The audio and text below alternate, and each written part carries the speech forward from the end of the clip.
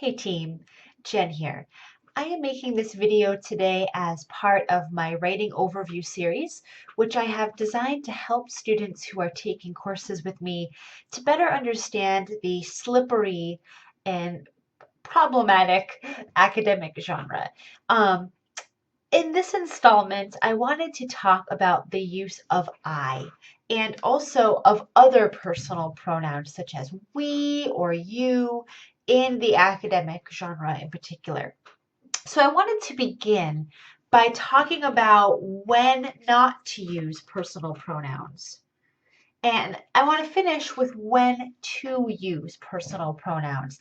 I wanted to get started today by first of all recognizing that many instructors oftentimes warn their students against using personal pronouns in academic writing. There are a couple reasons for this, and I don't agree with all of them, although I can say that I do agree with many of them. One of those reasons is that using personal pronouns such as I or you or we can seem like the language or the tone or the style is not of the caliber that many readers have become accustomed to when they pick up an academic genre in a peer-reviewed journal. This was certainly true for a very long time in academic discourse. Although I do think that this is changing today, and I think it's a great thing that it is changing, that there are more and more published academic peer-reviewed journals being published today that are not just personal essays, that are engaging the personal pronoun in order to develop rhetorical, engaging lines of inquiry. So it is very important to think about the personal pronoun as a hallmark of academic writing that is changing. And I think that in this video, I have to acknowledge that change is happening and that this change can be very fruitful for our discipline as academics. So I wanted to first talk about why a writer would choose not to engage personal pronouns. Now, the first reason why it could be a very poor rhetorical strategy to use the pronoun I when you are writing an academic essay is because when you use language such as, for example, I believe that, or I feel that, or I argue that. That kind of language doesn't have a function in this genre because as you learned from watching my overview video called What is the Academic Genre? It is an expectation of the reader of academic works that all of the ideas that are expressed in your essay belong to you, unless, of course, you've noted something to the contrary, such as you're integrating secondary sources or you're using evidence or sources to counter or forward your line of inquiry. Either way, whenever you are noting an idea that is not your own, it is expected in this genre that you're going to make that really crystal clear to your readers. So using that kind of self-declamatory language, such as I feel like, or I believe that, or I argue that, it doesn't function because readers already assume that the ideas that are expressed in the essay are yours.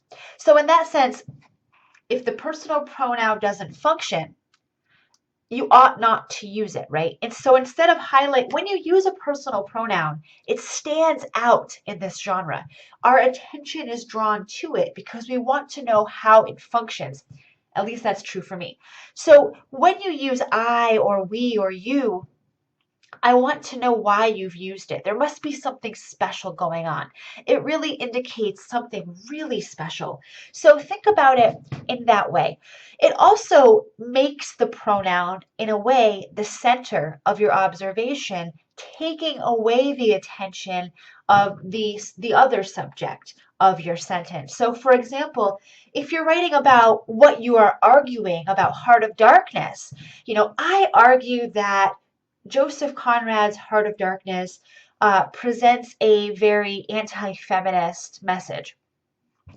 What you're doing there by using I is you're drawing your reader's attention to you first rather than to the attention of your argument. So in a situation like that, just get rid of the personal pronoun and make sure that you're highlighting instead the crux of your observation, the crux, the core of your sentence. Yeah.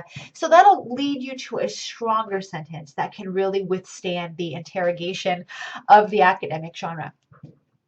Um, Another reason not to use personal pronouns is that um, when you use a personal pronoun such as we or you must make sure, you must always make sure that that we is clearly connected to some discourse community in particular, rather than we human beings or we something. Whenever you use we, they, you always want to make sure that that pronoun is clearly connected to a discourse community that you have identified as central to your line of inquiry. Because if you don't do that, then readers get the sense that you're making a generalization about human beings. And that is so dangerous for your line of inquiry. It is not a sound rhetorical strategy because whenever you use we, we all experience love in this way, or we all read, Joseph Conrad's Heart of Darkness as a racist text. That isn't going to be true for everybody. And it's very important that an academic writer is always watching her back, right? So whenever you use we or you or they, you want to make sure that that kind of language makes sense in your context. You always want to avoid generalizations.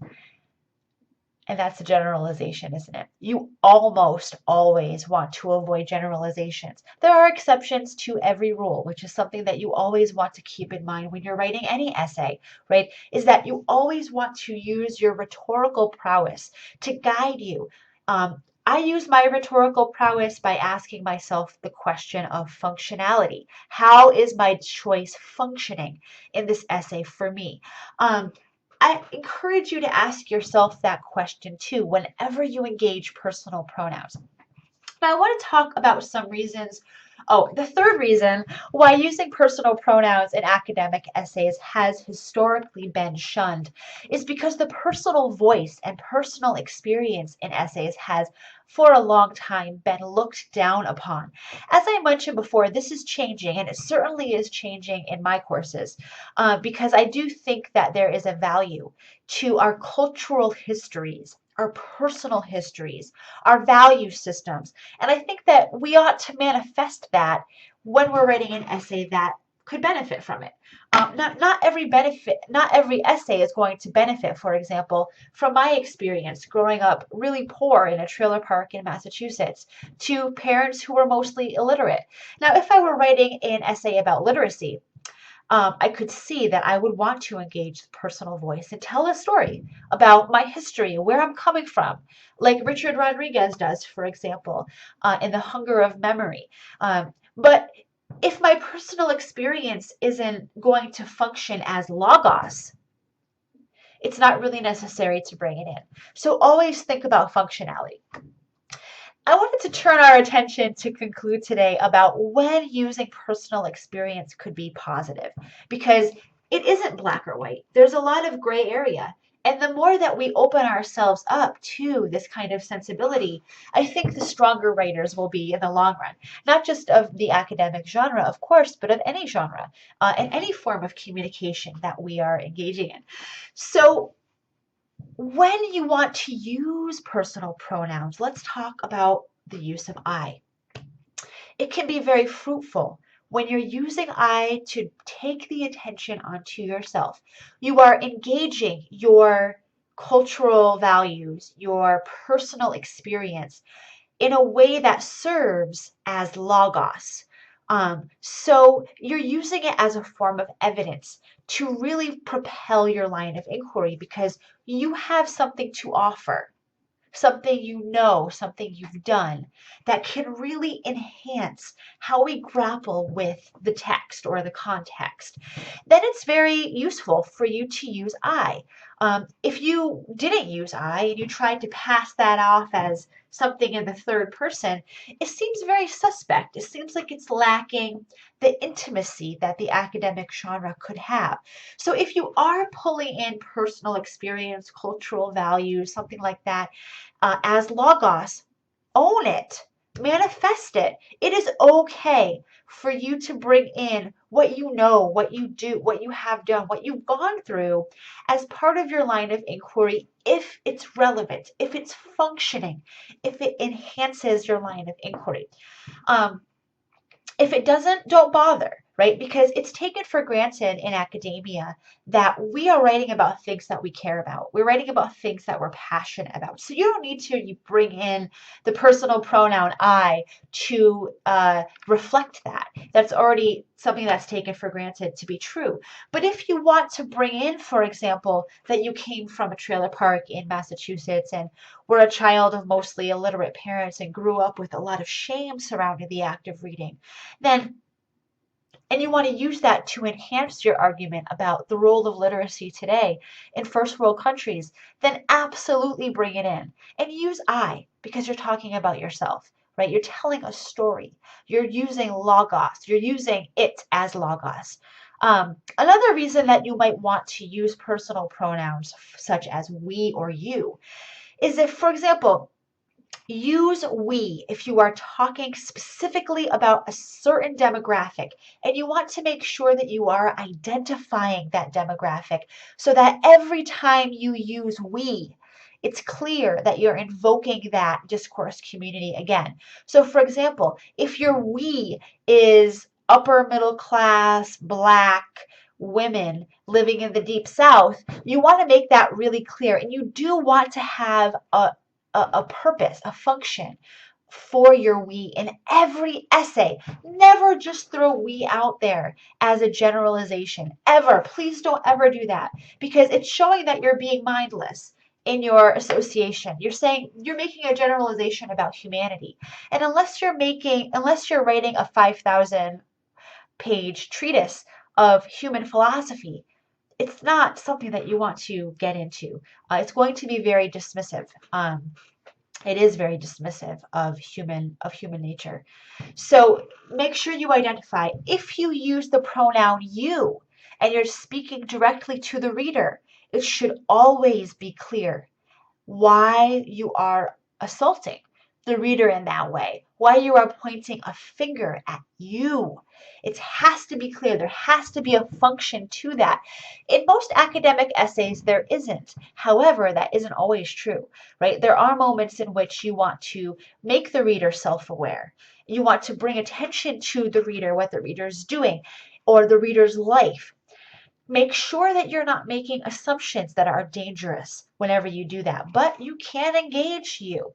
And my final point to take away with you when using personal pronouns in writing is once you choose a, a method, once you choose an approach, stick with it. So if, for example, I see a paragraph where I see I, you, and we, that's showing me a lot of sloppiness and a lot of generalizations happening.